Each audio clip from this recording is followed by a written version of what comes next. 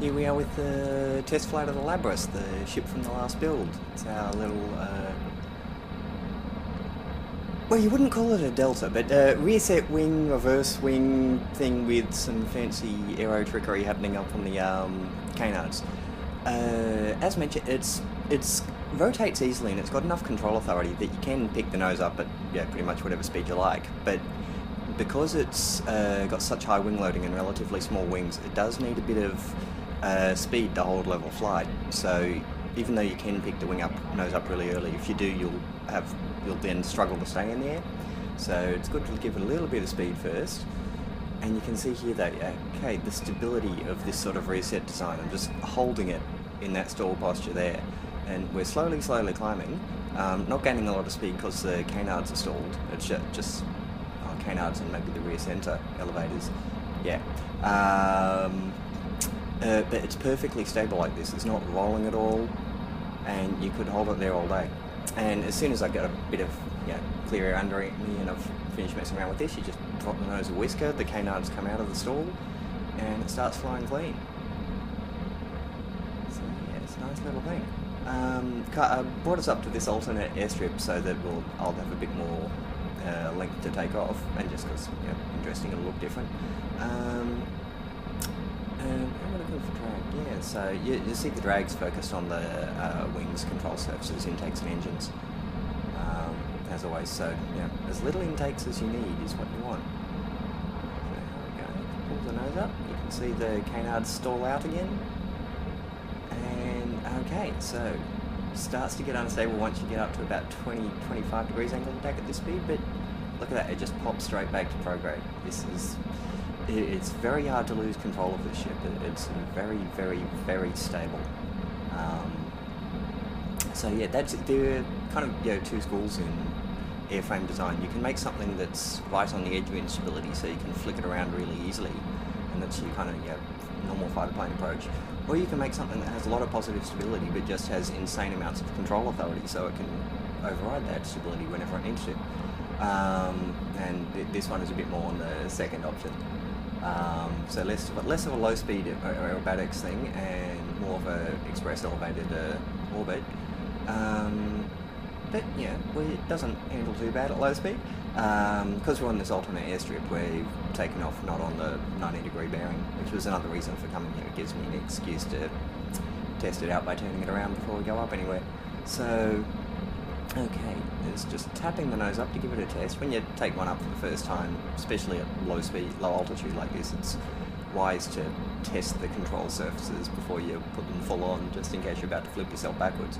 But there we are, I've got the full stick full back there, and the canards are stalling again, but again, that's just the canards, not the entire plane. So, you notice we're not dropping out of the sky, we're flying just fine.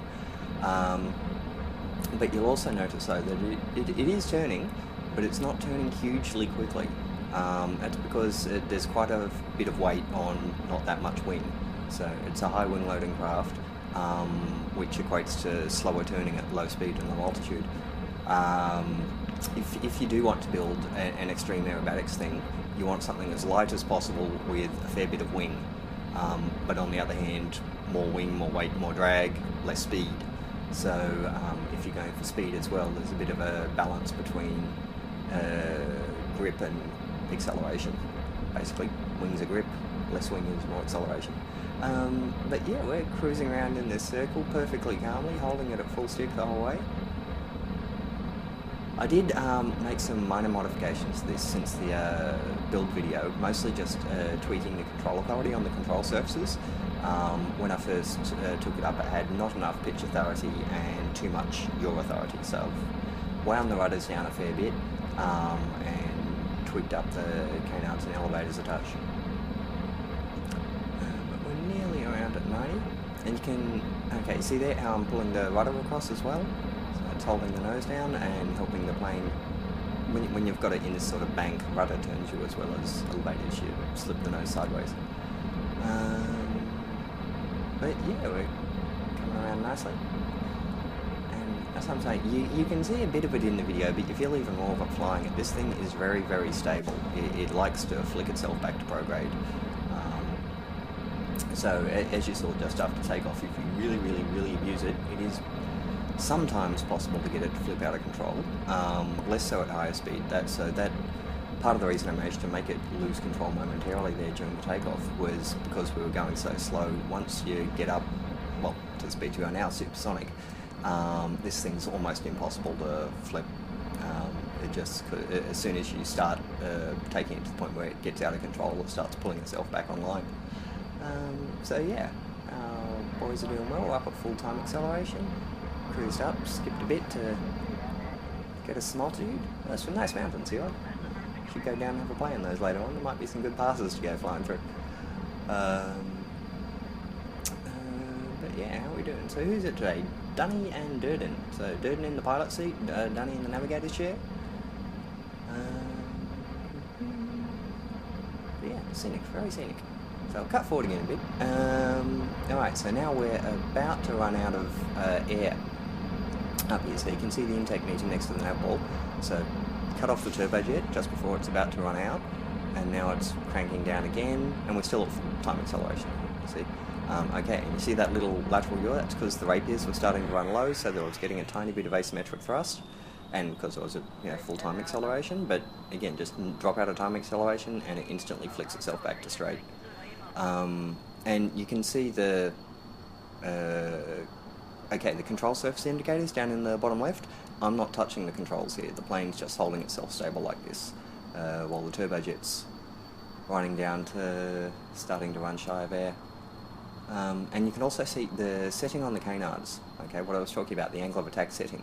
So I'm not touching the controls, but you can see how the canards are holding themselves down a little bit, keeping themselves in line with the wind, and that's helping to hold the nose stable there. This one, you can park it at a fairly extreme pitch and then let go and it will just stay there, even though it has all this hyper positive stability thing. So when it starts to pull beyond what the canards can handle, then it will whip itself back to straight. But yeah, so cruising along. Alright, so we were getting to the point where the turbojet was starting to seriously lose power, so I've kicked the rapiers in here but on rocket mode, so the rapiers are now pushing the air into the intakes, so that, even though we're up above 30,000 metres, extreme altitude, there are 4 intakes feeding that single turbojet, and they're being pushed by, 350 kilonewtons of rocket thrust as well. So yeah, that lets you get useful thrust out of your turbojet at altitudes that would normally not be possible. Okay, you can see the canards there, they're doing the thing even more so, and again, hands off the controls. The plane is just sitting here like this perfectly stably, which is the effect of the airframe design, not just the canards but also the whole kind of rear-set wing philosophy of it. Okay, but yeah, we're still down below Mach 5, not into the hypersonic yet. But the turbojet's still cranking along, and we're up over 35,000 metres. Normally, you struggle to make a jet work up here. And I can afford to let, it's now getting down to the point where it's, the intake here is getting so low that the jet's going to start to sputter and that sort of thing. So if it was a pair of jets, I'd have to turn them off now because they'd be giving me asymmetric thrust. But because it's on a centerline, I can leave it on as long as I like. I can leave it on right until it dies if I want. Although, you should turn it off eventually because it wastes a bit of fuel even if it's starved of air. But there we go, we're getting pretty close, so pull the nose down. Okay, turn off the turbo. It's finally getting to the point where it's, we're getting so little out of it that the cost of the drag from having the intakes open is making it not worth the trouble. But throttle off, nose into the wind, and wait till we get to orbit. Okay, skip forward, here we are. Got the solar out, above and below. You can do that, so they'll put them that way just to show you can do it that way, so you don't need to have it on the sides, you can have it top and bottom as well. Obviously you want to make sure you don't extend your solar panels while you're sitting on the ground, because that can be unfortunate. Yeah, the space planes, as I mentioned before, often have troubles with asymmetric thrust in space because of the weight of the tail fins. One of the good things about Rapiers is the relatively high gimbal range of them lets them counteract that easily. So it's wobbling a bit, but this one's staying pretty close on the burn point while we're circularising up. And there we go. Ooh. I dislike the way the camera automatically flips to orbital mode as you hit it. It always disorients me. I prefer to keep it like this. There we go. So, what we should do, I think, is flip ourselves over here. I'll get MechJeb to do it just because that's quick. So, flippity flippity. Because remember, I built this one with a Bombay style cargo bay, again partly just because I could, and partly because I wanted to keep the cargo clear of those gigantic tail fins. So, open it up, let's see what we've got inside. Okay, this one isn't a little basic satellite like we had on the previous ship. This one is a full-on science explorer. So it's got on there, we've got a pair of goo pods and a, ooh, forgot to turn the Verners off there before I jetted away so you could see it rotating the ship a bit. So this is why it's a good idea to toggle your Verners off before you're doing any docking type stuff. Yeah, so as well as the goo pods, we've got a materials bay and every scientific instrument known to the stock game, including the often difficult to mount little atmospheric pod. And there's a docking port on the front of this one, so you can actually recollect it and transfer its science back.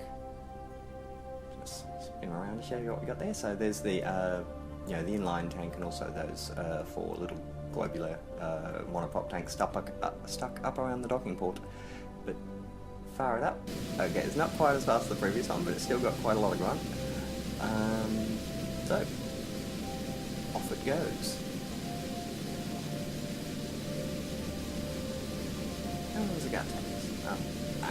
Yeah, can't be bothered with him. You know what a probe looks like when it's going. Okay, back on the main ship. You remember I locked off half of the fuel flow from the forward tank for fuel balance reasons. So unlock that, and it'll show that we actually had more fuel remaining than it appeared. So, well, ignore those delta V numbers because that's looking at the turbojet. But if we turn the Rapiers on instead, there we go. So about 1,000 meters a second.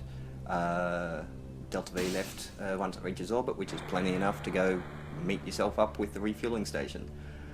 Alright, coming back in, you can see, I thought I had this glitch fixed, but you can see that the alien space cheese is back, and it seems worse this time. So possibly the Kerbals all got, you know, full of crackers and got really, really sick of them. So they're going to have to, you know, find a new strategy in order to battle the invading cheese. I think they should go for nachos.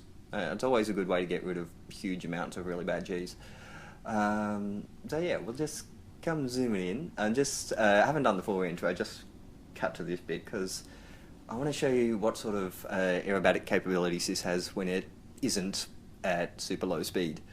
So let's come charging in and investigate the cheese. Maybe we can do a strafing run on them or something. Or at least get a look, you know, closer up. Let's have a look at what this cheese is. So we're getting under 10k, we're just below Mark 3, engines off and diving in.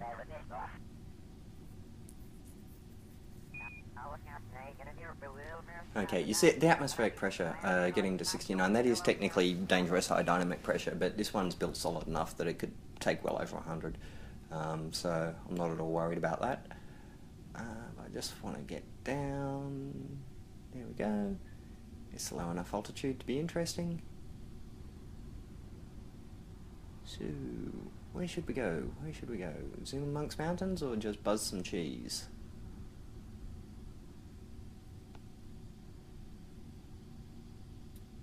Looks like buzzing the cheese, I think. So, 3 kilometers. Oh, it's on the radar altitude down left of the nav ball I'm looking at here. Okay, so, yep. So a little 11 Gs to tap the nose up. It's fine with that so far. And you notice we're not getting any stall warnings or anything, so let's spin it around. Okay, and you remember how slow it was turning when we were trying to turn at low altitude. Okay, watch this. I'm doing it in little surges here instead of holding it on because well, I don't want to rip the wings off. But you could probably get away with just holding the stick back flat. It's built with very strong wings. But look at that. Okay, remember how slow it was turning before? Look how fast it's turning now.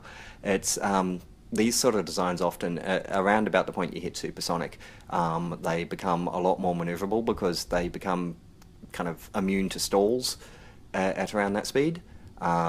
So yeah, you saw how big an effect having the canards stalled out was having on it. But let's go back the other way. We'll make sure that it's not just no scar. So yeah, again, look at the yellow ball moving over the horizon. Can turn this thing all the way around in seconds.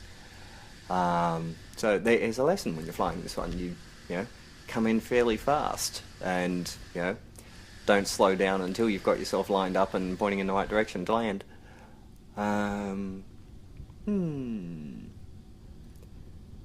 So yeah, okay, now we've slowed down more because all that turning is, okay, there's the other bit. The good way to ditch speed now is just spin around in a circle. We are holding it in a stall now, and there we go. Flip it all the way around the other way. And this is deliberate bad piloting. I'm trying to show you something else. So the plane just reversed. It's flying backwards. And recover. Okay, so to recover, you just want to get the nose back to prograde. Turn the Verners on to give me a little help on a kick. Okay, we got it flying the right way again. So get it leveled out and pull the nose up before you smack into something. So up. Come on. Okay, we lost a lot of airspeed doing all that, so we're just barely at flight speed, Mach 0.37. So we're down out of that safe supersonic range where this thing is possible to stall again. But come on, a little bit more. Okay, yeah, we're up in safe controlled flight again.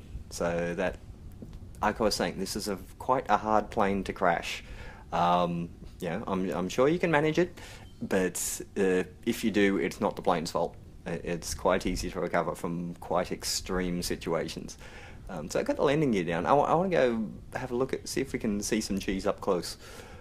But on the other hand, it's very dark here, and I'm not sure about the slope of the ground I'm going into. If I manage to put it down on something flattish, then I'm probably okay, but on the other hand, that looks like I'm going straight into a hillside. So I want to pull up right now, probably a bit before now. Yep, hey, I got away with it. No, maybe, yep, come on, no, up, stall, yep, we're going up. Okay, if this hill isn't too steep, we'll be fine. And look at that. Okay, again, hands off controls. It's just holding that posture in a extreme stall. What was that? 30, 45 degrees angle attack? So, yeah, I really do like these airframe designs. They're quite a lot of fun to fly. So, anyway though. Let's go have a look at the cheese over there. Or maybe we should just land and walk. Oh, actually, we may not have a choice. Look at my airspeed, down to about 60 meters a second after sitting in that stall for 5 minutes. So dive, get some speed. Should probably have the engines on, but it's a bit late for that now. Okay, we'll try and hit on the wheels. They've got good brakes, good suspension. That's quite a steep hill, actually. Oh dear. Oh, this is gonna hurt. Keep the pilots safe. Save the pilots. Crunch. Okay. Yeah. We might be alright. Yeah. Bang. Ow. No. Yep. Oh, good. Dunny and Durden. Okay. Well saved, boys. So, well, okay. There may be. Well, you can't really say anything wrong with this design. I think that one was pure piloting. But, yeah, so, in a sense, Dunny and Durden are successful test pilots. So, good job, boys.